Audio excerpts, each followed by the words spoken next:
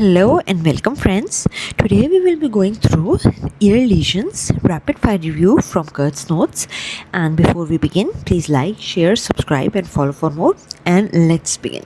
So, as you know, as we do any other review, the first thing that we do is we try to categorize make a broad classification of the entire topic, and then after we have made a broad classification, we go through the individual lesions. So let's begin. The ear lesions can be broadly classified into four main categories, as you can see over here: A, congenital; B, inflammatory or reactive; C, benign neoplasms; and D, malignant neoplasms, right? And in the A category, congenital, we further have two subcategories, so two lesions, which include one, accessory tragus, and number two, encephalocele. So this is our first category, congenital lesions, which include accessory tragus and encephalocele. Then moving on to our category number B, which is inflammatory or reactive lesions. The main lesions that are inflammatory or reactive will be 5, and we can further divide them by some are beginning with the O, oto, right? Then some are beginning with corn, the C, con or coli, right? So the three that are beginning with O or oto have the ear part oto in their name are otitis media, otic polyp, and otosclerosis, right? Something related to the middle ear, an infection of the middle ear, something related to a polyp, and something that is related to sclerosis and fibrosis. So otitis media, otic polyp, and otosclerosis are going to be included in the inflammatory or the reactive lesions. Then for the C, the chondrodermatitis nodularis helicis is our first lesion, and the next lesion is cholesteatoma. So chondrodermatitis nodularis helicis and cholesteatoma are the two lesions that are going to be included in our C category. And then we have B category, and then we have C, benign neoplasms, which include the two most important, or you can say the two most common, are the middle ear adenoma and the carominous adenoma. And besides this, we will also just list down the other tumors that can also occur in the ear. So that's something that we have to keep in our mind once there is a biopsy. So the two main were the middle ear adenoma and the carominous adenoma. And then the other tumors can either be of neural origin that I have grouped together, which include paraganglionoma, meningoschwannoma, right? Because the middle ear also basically is connected to the brain as well and has the neural tissue in it. So paraganglionoma, meningioma, schwannoma. And then besides that, we can also have exostosis, malakoplakia, and keloid. So EMK, or you can make a mnemonic of EMIC or KEM, right? So keloid, exostosis, and malakoplakia.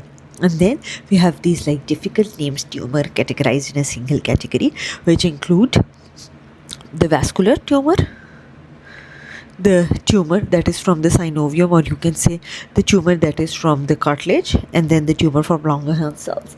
So Langerhans cell histiocytosis, synovial chondromatosis, and epithelioid hemangioma. Langerhans cell histiocytosis, synovial chondromatosis, and epithelioid hemangioma.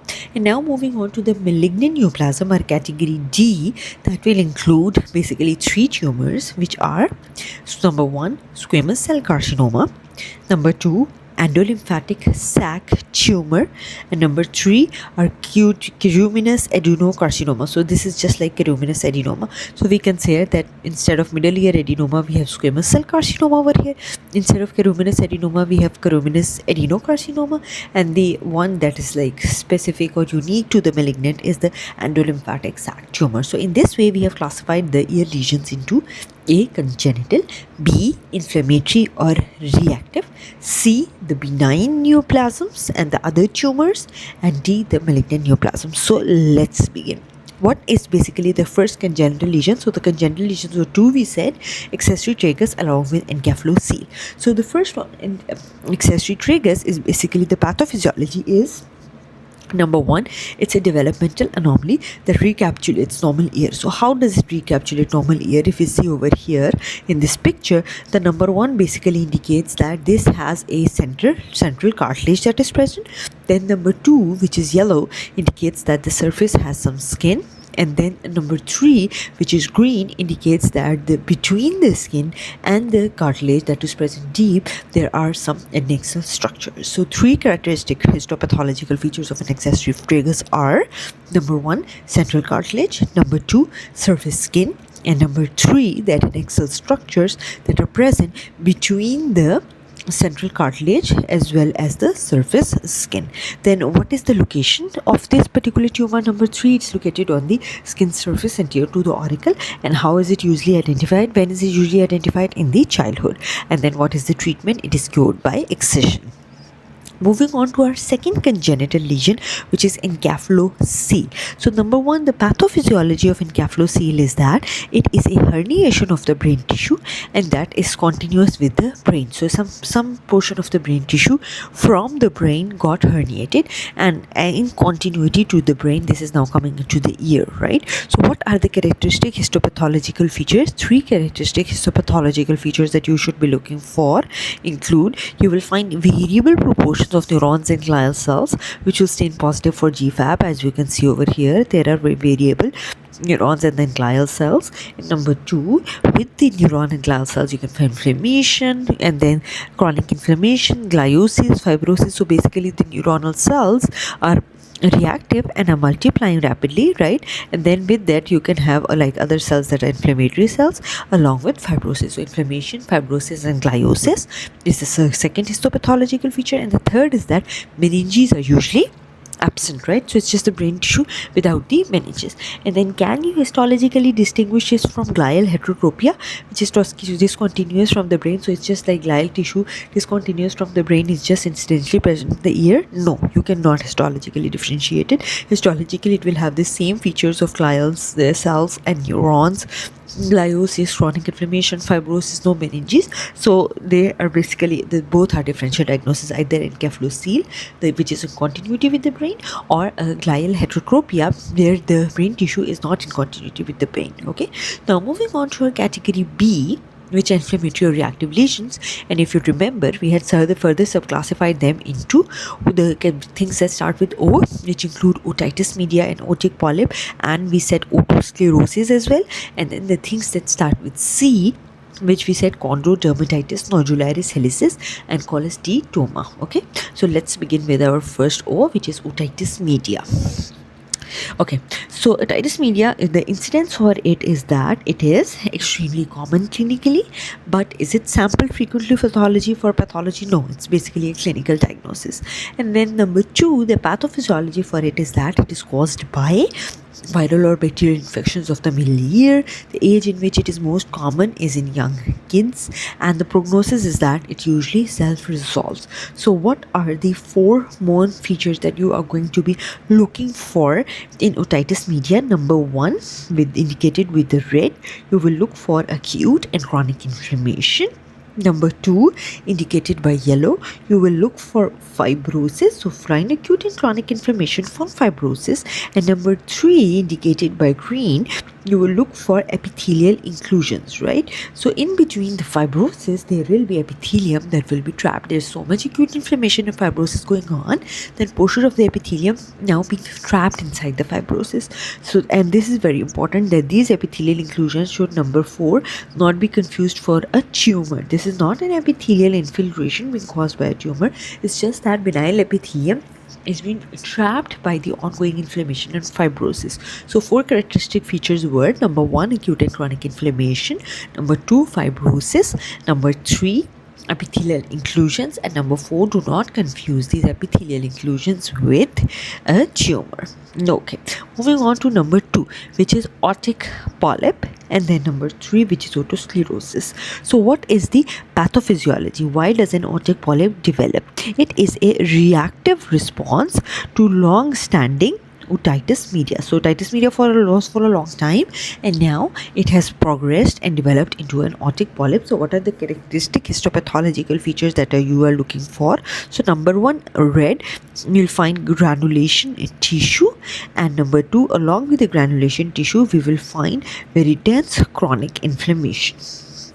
And then besides that, the additional findings that can be present besides the chronic inflammation and the granulation tissue, the additional things that we can find with number 3 green are, we may have entrapped surface epithelium, cholesterol clefts, and calcification. So all the other things that can be present in a ongoing chronic process, such as calcifications, cholesterol clefts, and entrapped surface epithelium, can all be present. So here we can see that these vessels and this lots of chronic inflammation and the fibrosis that is taking place is giving us the indication that there is extensive granulation tissue. Along with the extensive granulation tissue, there is a lot of chronic inflammation, number 2 indicated by yellow. And then number 3, we can, besides this, we will draw ourselves, we can find calcifications, we can find cholesterol clefts, along with epithelium that is trapped, surface epithelium that is trapped. So these are the 3 histopathological features of otic polyp. So now moving on to the third O, which was otosclerosis. So number 1, what is the pathophysiology behind otosclerosis? So what happens is that there is bone overgrowth.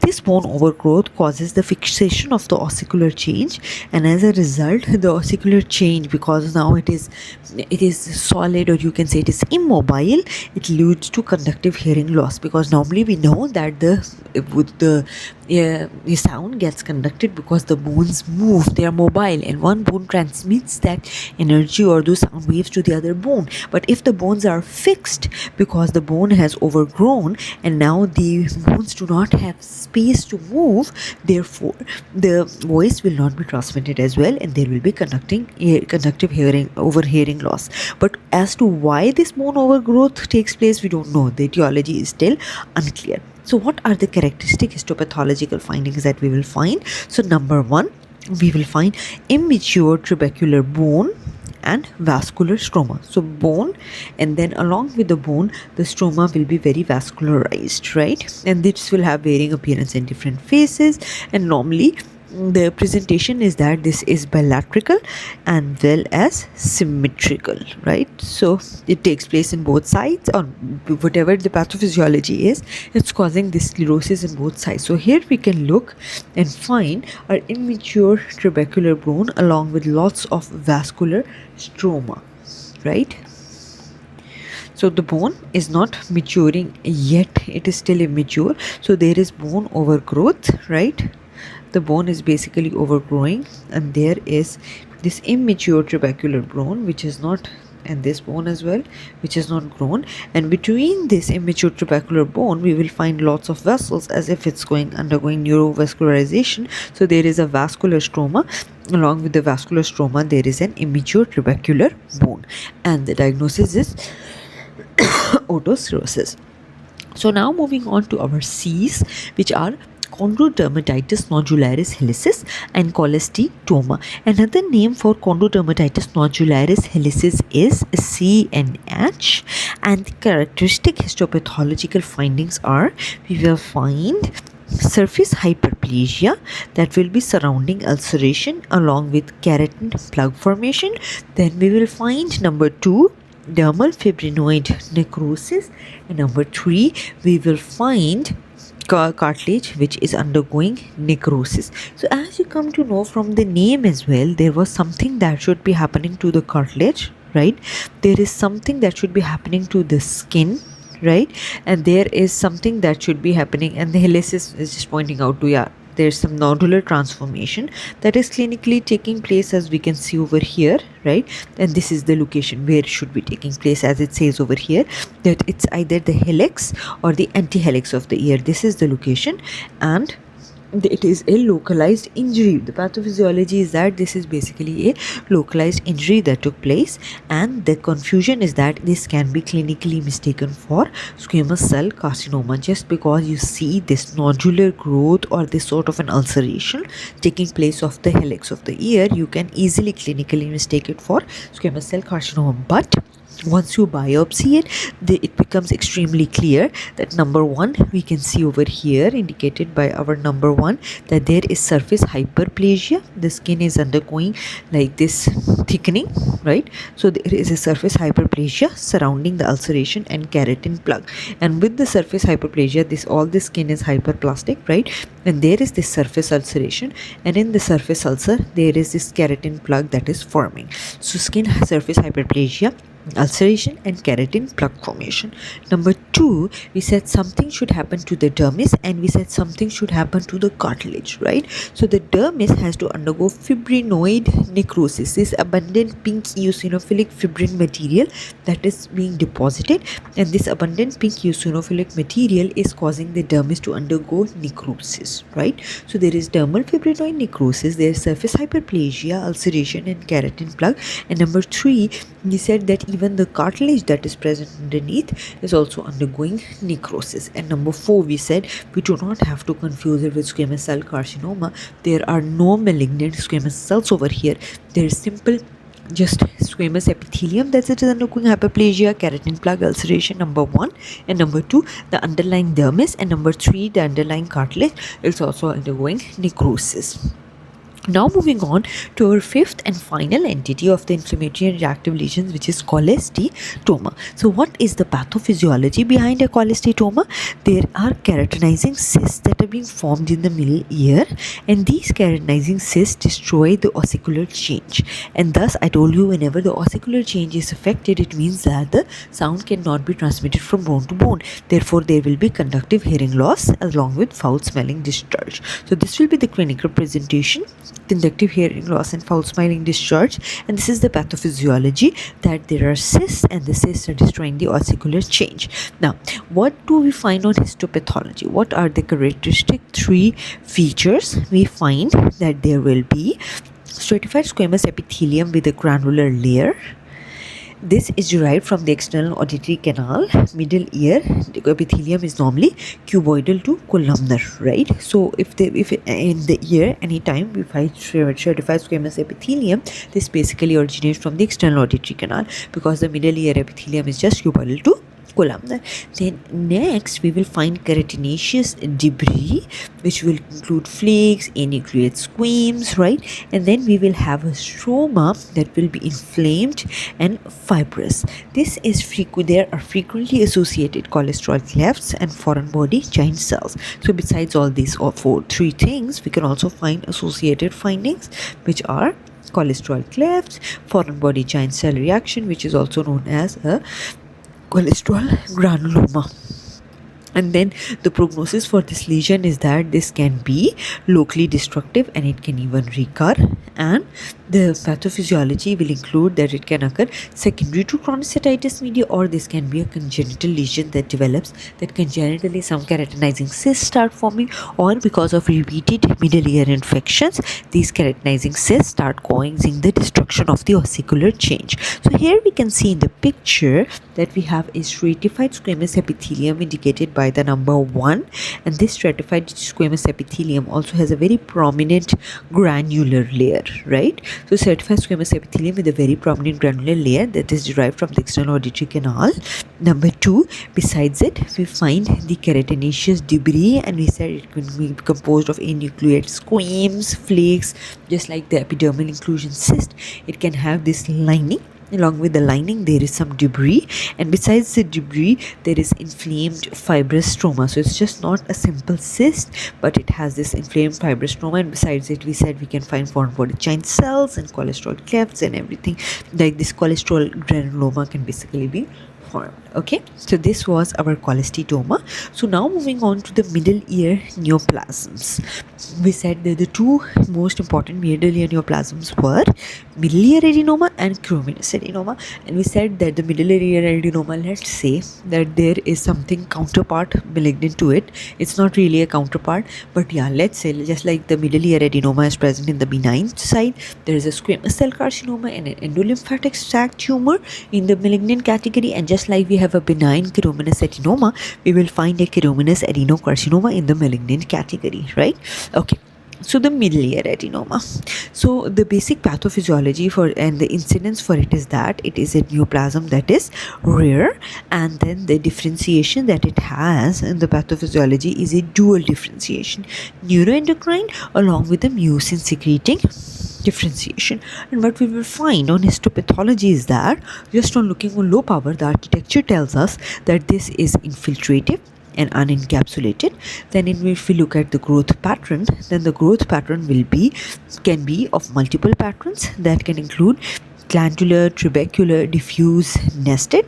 And then if we go to the individual cell populations, we can find that the ducts will have a dual cell population, and the dual cell population will be an inner epithelium, inner cellular layer and an outer cellular layer.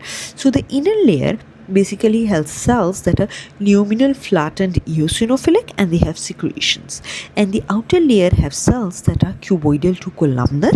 And these cells, what characteristic feature of these cells is their chromatin, which is delicate salt and pepper like, right? So let's look at the picture and confirm all these features. That first of all, there will be an infiltrative lesion that will not be capsulated. So okay, number one, infiltrative, uncapsulated. Then if we look at this pattern of growth, it can be glandular, trabecular, diffuse, or nested. So here we can see kind of diffuse but kind of nested growth at the bottom, right? The growth pattern. And here we can see that this is more of a glandular or a trabecular growth pattern, or can be diffuse or nested. And then we said that we will look at the individual cell population.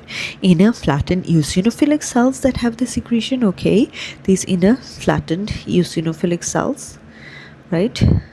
These inner flattened eosinophilic cells can basically have secretions, and besides this there is an outer cuboidal to columnar cell layer. So these are the outer cuboidal cell layers. These were the inner flattened epithelial cells, and besides this, these are the outer cuboidal, like with very prominent nuclei, right? These outer cuboidal layer, and maybe there is an inner flattened epithelial cell layer somewhere over here that I cannot appreciate that well. So an inner flattened epithelial cell layer, eosinophilic cell layer with secretions, and outer cuboidal columnar cells, and then delicate salt and pepper chromatin, as we can maybe appreciate over here as well, that these nuclei have a very delicate salt and pepper chromatin. So what do you expect on IHC? Of course, all the markers that are for neuroendocrine differentiations and apophysin chromogranin, that will be present, and the markers that are for epithelial, since it's producing mucin, we said it has mucinous and neuroendocrine differentiation, therefore it will be positive with cytokeratin as well.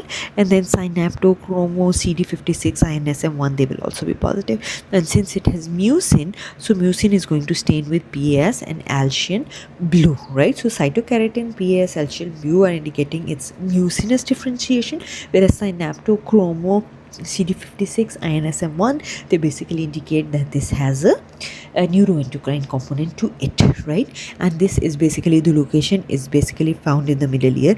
That is why it's known as a middle ear adenoma, right? Okay, moving on to our final benign lesion. The second benign lesion is a ceruminous adenoma, right? So what is the pathophysiology behind it is that it's a tumor that is benign, and this is basically derived from which glands? The wax producing glands. And where are these glands located? They are located in the external auditory canal. Okay, now comparing our ceruminous adenoma to our middle ear adenoma, this is also in an unencapsulated, just like the middle ear adenoma, but now this is very circumscribed. The middle ear adenoma was infiltrative and uncircumscribed, right? Then we said that it also had two layers of epithelial cells, right? Similarly, the ceruminous adenoma has bilayered glands that are set in a fibrous stroma. So there is a fibrous stroma and bilayered glands. In the bilayered glands, we have an inner luminal secretory cells that have an abundant granular cytoplasm, and they have yellowish ceroid secretion. Now this is the difference. There were an inner luminal cells, eosinophilic, over there as well in middle ear adenoma, but they were mostly secreting mucin. But over here in the ceruminous adenoma, they have granular cytoplasm and yellow ceroid secretions. Therefore, this will be a CK7 positive, and for middle ear adenoma, we also called it that it's CK positive. But of course, the histology is different. And then we have another layer which is basal myoepithelial cells layer, and you already know basal myoepithelial layers cell layer will be P63 positive, S100, SOX10, smooth muscle myosin heavy change, calpon and smooth muscle actin positive, right? And then if you look at the growth patterns, there are a variety of growth patterns, and besides this variety of growth patterns, they can show overlap with pleomorphic adenoma and syringocystic adenoma papilliferum. So let's look at this picture. We find an unencapsulated but a very well circumscribed tumor. Even though it doesn't appear there is a very thick capsule, but still appears to be very well circumscribed. And we find two glands and a fibrostoma. So this is a fibrostoma here. Sorry. And these are two gland layers. We said inner glandular cell layer and an outer myoepithelial cell layer. So the inner cell layer was inner luminal secretory glands. They will have an abundant granular cytoplasm that will have this yellowish spheroid secretion that we can see over here, right? Since it's caruminous adenoma, right? So these inner glands would be, as we can see over here, inner glandular secretory lining that will have abundant pink granular eosinophilic cytoplasm and ceruminous secretions. And then besides this, we will have this outer myoepithelial cell layer, right, that will stain positive with P63 and then with our CK56 and smooth muscle myosin heavy chain, S100, all those myoepithelial markers, right? And then besides this, the other tumors, I said we are going to classify them in three categories and keep an eye for them. They will include paraganglionoma, meningioma, schwannoma that are derived from the neural cells. Then we said E. exostosis, M. malakoplakia, and then K for keloid.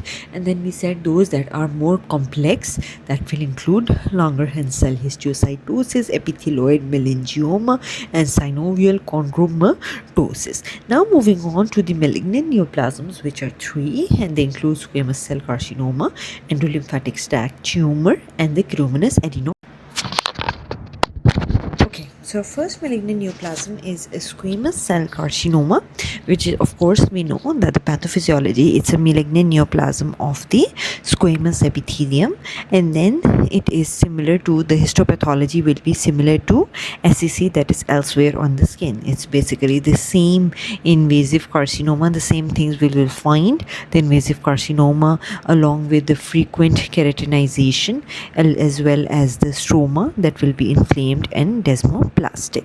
And then most cases, the important history or the risk factor you will find and the location that you will find is that they are present on the external ear and they are related to ultraviolet radiation exposure. And then in the incidence, it is usually occurs in the elderly and they have pre-existing actinic cell change taking place. So here we can see a very invasive tumor that is going down from the epidermis into the dermis, and along with that the squamoid cells we can see over here, the squamous cells with abundant eosinophilic cytoplasm and now having prominent nuclei over here as well. And then we find frequent keratinization, and then the stroma will be inflamed and desmoplastic. So the histology is very similar to anywhere else on the skin. So let's move on to our second malignant tumor, which is endolymphatic sac tumor, right? So what is the characteristic or the pathophysiology of this tumor? It is the grade is low and the category it's a malignant tumor, and destructive, it's locally destructive as well, and basically arises from the endolymphatic sac in the petrous temporal bone, and the incidence is that this is a rare tumor. Okay. So besides this, any particular association? Yes, this is associated with von Hippel-Lindau in 1/3 of the cases. So what are the characteristic histopathological findings that we will see? Number one, if we see even on low power, it will be unencapsulated but very invasive, as we said over here as well. It's a very destructive tumor, even though it is low grade, but it's very destructive. So unencapsulated and invasive. Number two, the architecture will be papillary and cystic. And number 3, we will find the nuclear features and the cellular features to be the cells are clear to pale pink, and then the nuclei are very eccentric. So this is our third feature. And then these cells are usually arranged in a single layer, and then they will have small hyperchromatic round nuclei. So not only are they eccentric, but the nuclei are also small, round and hyperchromatic, and then they can also have some secretions that can be pink, PAS positive. And then the IHC will show that this is cytokeratin positive, EMA positive, S100, SOX10, PAX8 and carbonic anhydrase 9 positive, but negative for CD10, RCC, TTF. Okay, so let's look at the histology first, that what is this tumor composed of.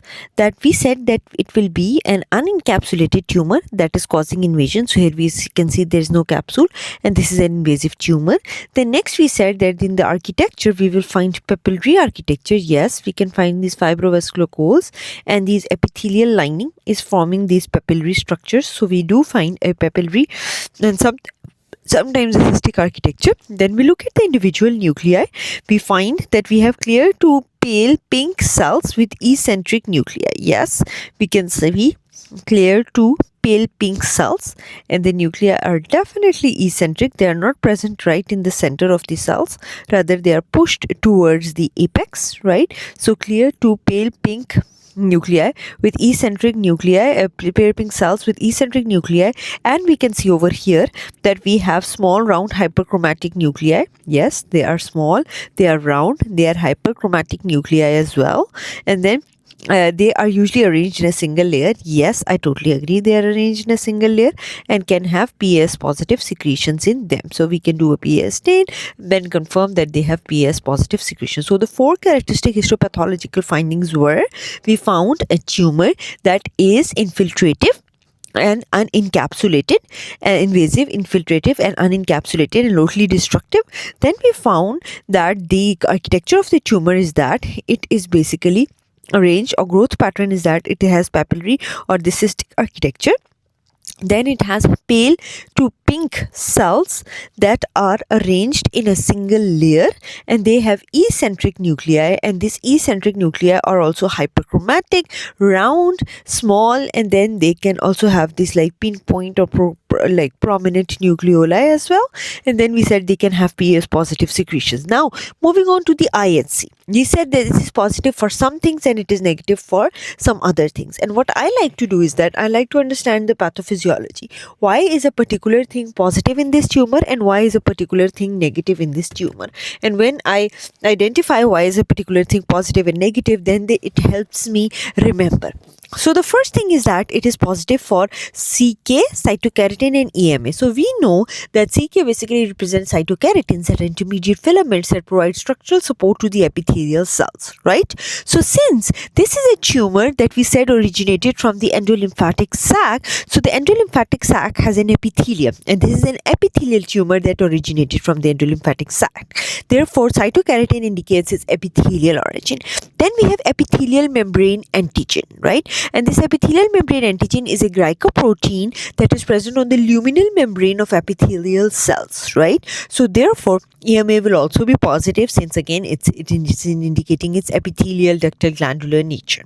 Then we have these 2 sets of stains which are S100 and SOX10. So generally when we speak about S100, we say it's a calcium binding protein. And this calcium binding protein is present in numerous markers such as neural, melanocytic and the myoepithelial. But over here, this S100 is this calcium binding protein basically is expressed in these cells because they are the inner ear cells, and they are derived, they have a neuroectodermal origin. So because just like the neural cells express S100 calcium binding protein in the cytoplasm and the membrane, similarly these inner ear cells also have neuroectodermal origin, and because of their neuroectodermal origin they also have this S100 positivity. Similarly SOX10, we know about SOX10, it is also a neuroectodermal transcription factor, right?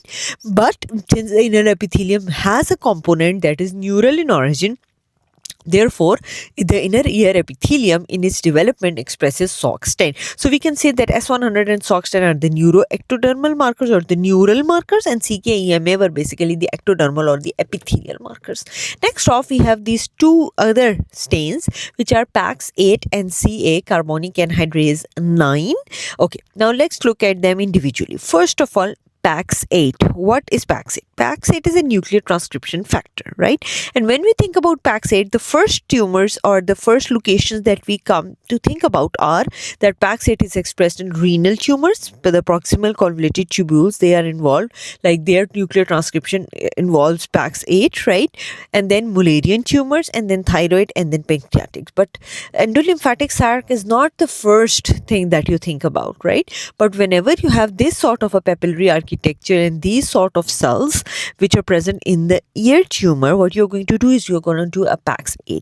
And the reason that you will do is not because you are suspecting a renal, Mullerian, thyroid primary, but you are suspecting that this PAX8 is also expressed in the otic epithelium, right? Because it is expressed just like its transcription factor of renal, Mullerian, thyroid origin. Similarly, the inner otic epithelium, inner ear epithelium, the endolymphatic sac epithelium is also has the nuclear transcription factor PAX8 in its development. Similarly, carbonic anhydrase 9. Again, when you think about carbonic anhydrase 9, the first thing that you think about is the renal cell carcinoma, and you suspect that this should be expressed in RCC. But what it basically is that it is a membrane bound pH regulating enzyme, right? And this membrane bound pH regulating and involved in ion transport enzyme is not just present in the renal proximal tubular cells, but this enzyme is also expressed elsewhere, such as the endolymphatic sac epithelium.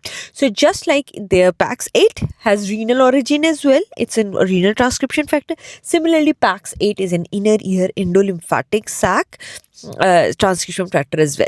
Just as carbonic anhydrase 9 is a membrane bound enzyme, pH regulating enzyme that is present in the renal epithelium. Similarly, it's also expressed in the inner ear or the endolymphatic sac epithelium, right? So you can say that PAX8 and CA9 are two markers that have this overlap of the renal versus the endolymphatic sac epithelium, right? So therefore, because it comes back at PAX8 and then CA9 positive, so now we are like, okay, is this really an inner ear tumor, or is this a metastasis from the renal, right, from the kidney, because we have two renal markers positive over here. And by the way, PAX8 is also a thyroid marker, right? So is this a thyroid metastasis or is this a renal metastasis? And that is why we will do some other markers in order to rule out our renal and thyroid carcinomas. So now we know that PAX8 will have a nuclear positivity. Why? Because it's a nuclear transcription factor involved in endolymphatic sac differentiation. And then carbonic anhydrase 9 is will basically be like the expression would be a membranous stain. Why? Because it's a membrane bound enzyme and will be positive in both the renal epithelium along with the endolymphatic sac epithelium. Okay, now we said because we had these two positive renal as well as like PAX8, the thyroid marker, now we will rule these out by some other markers, which include CD10, RCC and TTF1. So first of all, like CD10, we know that CD10 is a self-surface metalloproteinase that is present on the proximal tubular cells, right?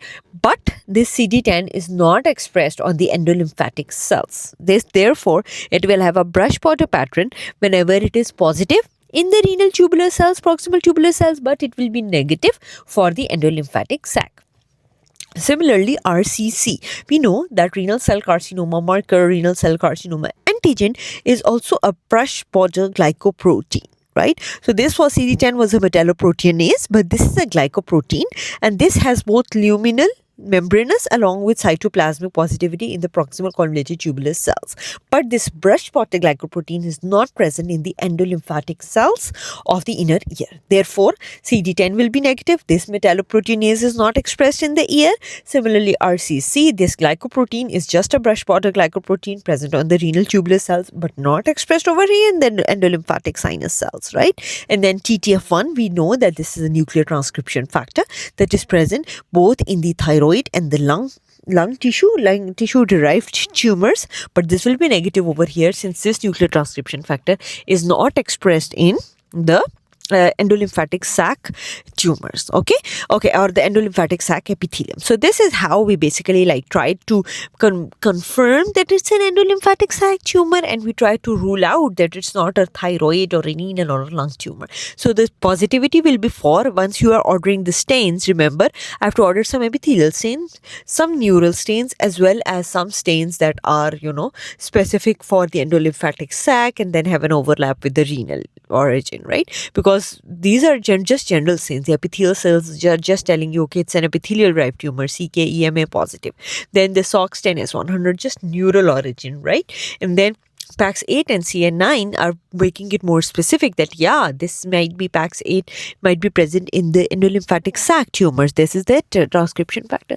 And CN19 is also involved. The enzyme that is involved in the iron and the pH regulation is basically present in the endolymphatic sac. So it's making it specific. But then to rule out a metastasis, because the renal tumors all frequently metastasize to the temporal bone, so rule them out with CD10. This metalloproteinase will be negative. RCC, this glycoprotein will be negative, and the TTF1, the transcription factor for the thyroid and the lung, will also be negative. So this is how you go about working up this case. So let's move on to our final tumor, which is carominous adenocarcinoma. So the pathophysiology is that, again, the incidence is that this is a rare neoplasm, right? And then the pathophysiology is that this is basically a neoplasm that is malignant, and the origin is it's derived from the carominous glands of the external auditory canal. So therefore we are going to compare these two, that the endolymphatic sac tumor was derived from the endolymphatic sac, of course, in the petrous temporal bone, whereas the carominous adenocarcinoma is derived from the carominous glands of the external auditory canal, right? So this is how these two are different from each other. Okay, then moving on to their histopathological features. First of all, infiltrative. Just like carominous adenocarcinoma, we said unencapsulated as well as infiltrative. Then architecture, number 2, we said that for the endolymphatic sac tumor, it will be either papillary or cystic, but here we see the architecture is variable, can be solid, can be cystic, can be cribriform, can be glandular, right? And then what is the cellular morphology? There we said there's a single layer of cells with eosinophilic cytoplasm, as well as this rounded eccentric nuclei that are hyperchromatic, small and round, right? But over here in the cells, we find a biphasic cell population like benign counterpart, right? So there's a biphasic cell population, and these biphasic cells can have frequent perineural invasion, necrosis, again features that are saying that this is malignant, right? And the biphasic cell population is just like the benign counterpart. But what indicates malignancy is the pleomorphism, mitosis, necrosis, as well as perineural invasion, but we will not find any ceroid pigment over here. And then we can differentiate to be histologically identical to adenoid cystic carcinoma or mucoepidermoid carcinoma. Okay. So these are the important ones that we have to differentiate, that this is different, and even though like histology appears to be similar to adenoid cystic and mucoepidermoid carcinoma, even when we are looking over here, yes, it looks like adenoid cystic and mucoepidermoid carcinoma. So this is what needs to be differentiated. We need to be able to differentiate this from adenoid cystic and mucoepidermoid carcinoma because it resembles them a lot. So let's look at the individual features. We said that it's a very infiltrative lesion. Number 1, we said it can be solid. There can be areas that are very solid. There can be areas that can be very cystic, or there can be areas that are cribriforming. These back-to-back cribriform spaces are being formed, or it can have this glandular appearance, right? So solid, cystic, glandular and cribriform patterns. Then we said a biphasic cell population, just like we said for carominous adenoma. Here you can see here the carominous adenoma, where we said there is an inner luminal secretory cells with abundant granular cytoplasm and an outer myoepithelial cells. An inner layer of cells were basically like compressed, and they had this caromin positive, ceroid positivity, right? So this will still have the biphasic population. It's not like it became uniphasic. And inner glandular secretory cells cells and an outer myoepithelial cell layer is still retained, but the cells are very pleomorphic. Once you compare the cells to each other, some of the cells are very large, some of the cells are very small, right? So there is a very great variation in the shapes and the sizes of the cells, and besides that there will be frequent necrosis as well as lots of mitosis. So mitosis, necrosis, pleomorphism, and then around the nerve bundles, wherever you will find the nerve bundles, I can't see over here, but around the nerve bundles you will find perineural invasion. So infiltrative architecture with number 2 variable growth patterns that include cystic, cribriform, solid, as well as the glandular pattern. Then we said a biphasic cell population, but the important criteria are that it will have perineural invasion, pleomorphism, mitosis, necrosis, and no xeroid pigment, and histologically will be identical to an adenoid cystic carcinoma or an mucoepidermoid carcinoma. So this concludes our discussion of the ear lesions, but before we call it a day, let's quickly recap our classification that the ear lesions can basically be classified into A, the congenital lesions, B, the inflammatory or reactive, C, the benign lesions, and D, the malignant neoplasms. So the congenital lesions were further divided into accessory tragus and cephalocele, and the inflammatory or reactive lesions were divided into 3 O lesions and 2 C lesions. So one was the otitis media, the second one was otic polyp, and the third one is otosclerosis. And the 2 C lesions are chondrodermatitis nodularis helicis and cholesteatoma. Then for the benign neoplasms, we have middle ear adenoma and cruminous adenoma, and we said the other neoplasms that we can find are the neural ones, which include paraganglionoma, meningioma, schwannoma, and then others such as keloid, as well as exostosis, malakoplakia, and then we said the complex names ones, which were Langerhans cell histiocytosis, synovial chondromatosis, along with epithelioid hemangioma, and then we said the malignant neoplasms, which include squamous cell carcinoma, endolymphatic cell tumor, as well as sac tumor, along with the caruminous adenocarcinoma. And with this, we conclude our discussion rapid fire review of the ear lesions. If you like this content, please like, share, subscribe, and follow for more. And let me know in the comments how I can improve these videos. And I will see you in the next video. Till then, happy studying.